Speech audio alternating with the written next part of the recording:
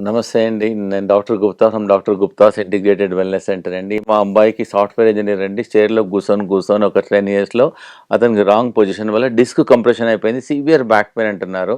Doctor దగ్గరికెళ్తే వాళ్ళు disc compression అయింది. వాళ్ళు సర్జరీ అంటున్నారు డాక్టర్ గారు. అంటే మా వెల్‌నెస్ సెంటర్‌లో డిస్క్ కంప్రెషన్ వాళ్ళకు చాలా ఎఫెక్టివ్‌గా ట్రీట్మెంట్ చేస్తున్నాం. స్టింగ్‌కి ట్రీట్మెంట్ చేస్తున్నాము. Chiro treatment చేసేస్తున్నాము.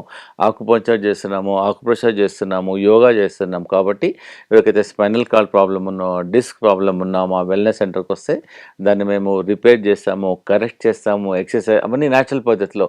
ఒకవేళ మీరు సర్జరీ చేశారనుకోండి ఒక 3 నెల్లో, 6 నెల్లో రెస్ట్ తీసుకోవాల్సొస్తుంది. మా treatment only exercises, yoga, homeopathic medicine, natural massages వల్ల మీకు బ్యాక్ ప్రాబ్లమ్ రెక్టిఫై అయిపోతుంది. అట్‌లీస్ట్ ఒక డేస్ రండి. ఒక డే వచ్చేసి ట్రీట్మెంట్ తీసుకోండి. చూడండి ఎలా ఉందో, మా సెంటర్ ఎలా ఉందో అబ్జర్వ్ చేయండి. బ్యాక్ ప్రాబ్లమ్ ఉన్నవాళ్ళు, సర్వైకల్ స్పాండిలైటిస్ ఉన్నవాళ్ళు తప్పకుండా ఆ పెయిన్ కిల్లర్స్ వాడే బదులు న్యాచురల్ పద్ధతిలో తగ్గుతుంది. ఒకవేళ పెయిన్ కిల్లర్స్ వాడారనుకోండి, ఒక రోజు 2 వాడితే పర్లేదు. లాంగ్ టైమ్ పెయిన్ కిల్లర్స్ వాడడం వల్ల find lot of kidney problem, lot of other problem, acidity problem, gut health problems కూడా వస్తున్నాయి.